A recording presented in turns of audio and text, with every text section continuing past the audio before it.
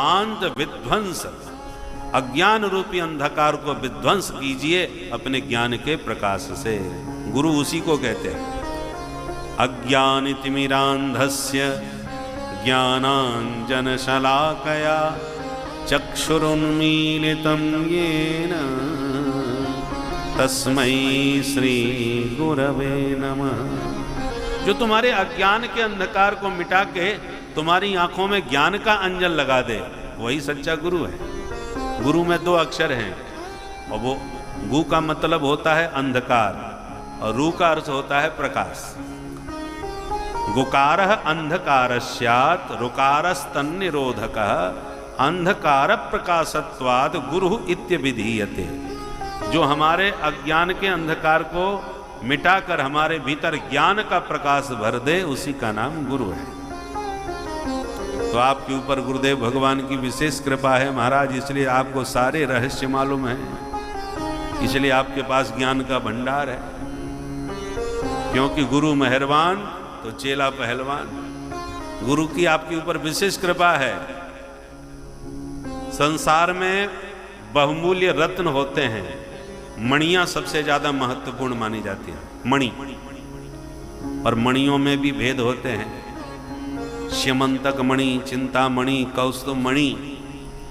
तो एक चिंतामणि होती है। चिंतामणि का मतलब उस मणि को अपने सामने रख करके जिस वस्तु का चिंतन करो वही वस्तु तुम्हारे सामने प्रकट हो जाएगी। ऐसी एक है कल्प वृक्ष हैं, तो वक्ता को लगता है मैं क्या क्या सुना दूं, क्योंकि श्रोता यदि श्रोता तो वक्ता फिर वक्ता, और श्रोता यदि सोता तो वक्ता फिर वक्ता। बोलो राधे राधे राधे राधे। इसलिए वक्ता को कथा तो श्रोता कहलवाते हैं। सौनक जी देखो, वक्ता के प्रति जब श्रद्धा होती है, बड़ी जिज्ञासा के साथ श्रोता सुनता है, तो वक्ता के हृदय में अपने आप भावों का संचार होने लगता है, उत्साह बढ़ने लगता है। तो सौनक जी के इस जिज्ञासा से सूत जी बड़े खुश हो गए। महात्माओं सावधानतया शृणु, मैं जो सुना रहा हूं सब शास्त्रों का सार है, सावधान होकर के सुनना।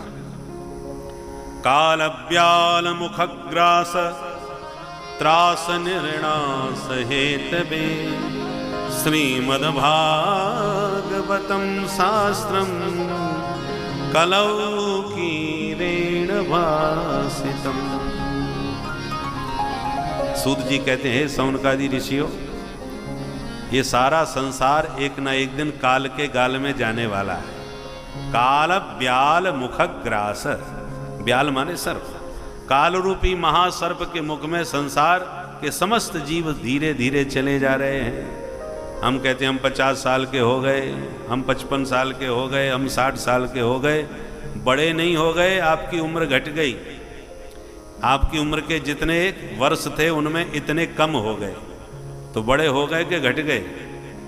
काल ब्याल मुखग्रास, धीरे धीरे चले जा रहे हैं हम काल की तरफ, इसलिए इसका नाम संसार है। संसार का अर्थ जानते हैं? संसरति इति संसार।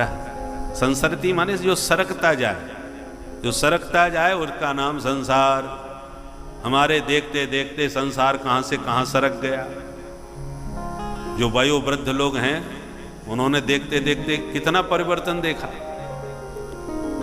हमने अपने जीवन में ही, हर व्यक्ति देख लो, हम छोटे से बच्चे थे, देखते देखते बड़े हो गए, जवान हो गए, फिर बुढ़े हो गए हैं। ये परिवर्तन हो रहा है कि नहीं? हर क्षण परिवर्तन हो रहा है, क्योंकि हर क्षण हर वस्तु संसार की सरक रही है, बदल रही है। फिर पूछे, अरे दादाजी नजर नहीं आ रहे जो पिछले वर्ष आए थे यहाँ? बोले साहब वो तो एक महीना पहले ही सरक गए। तो सरकते सरकते एक दिन काल के मुख में सब सरक जाते हैं, इसलिए इसका नाम संसार है। धीरे धीरे सरक रहा है, पता नहीं चल रहा। जैसे ट्रेन है, धीरे धीरे चल रही है, स्टेशन आता है तो अपने अपने नए नए यात्री चढ़ते जाते हैं, पुराने उतरते जाते हैं। ऐसे संसार की रेलगाड़ी चल रही है। दादाजी चले गए, नाना जी चले गए, ये पुराने यात्री थे। जब इनका स्टेशन आया तो निकल गए। अब हमारा विवाह हो गया, फिर बेटा हो गए, तो भतीजे हो गए, फिर भांजे हो गए। जो नए नए यात्री हैं वो आ रहे हैं, पुराने पुराने उतर रहे हैं। पर इतना याद रखिए, ट्रेन में यात्रियों से जान पहचान हो जाती है, बड़ी घनिष्ठता भी हो जाती है और घंटों तक गपशप लगती हैं, आदान प्रदान होता है। परंतु जब स्टेशन आया तो सबको छोड़ के वो उतर के चल लेता है। उसी प्रकार सबसे हिलमिल चालिए, संसार में सबसे मिलजुल के चलो, पर इतना याद रखो पांथ संगम है।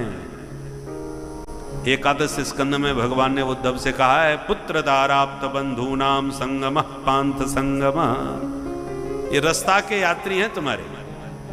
आप पैदा हुए थे, किसी को नहीं जानते थे कि हम किसके घर में जाएंगे, कौन कौन हमारे साथी होंगे।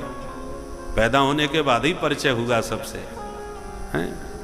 उसी प्रकार जब ट्रेन में आप चढ़ते हो, किसी आपको नहीं मालूम किस किस यात्रियों के साथ आप यात्रा करोगे। जब ट्रेन में चढ़ जाते हो, वर्ष पर अपना बिस्तर जमा लेते हो, तब पता चलता है, कहो साहब आप कहाँ चल रहे हो, आप कहाँ तक चलोगे, जान पहचान हो जाती है।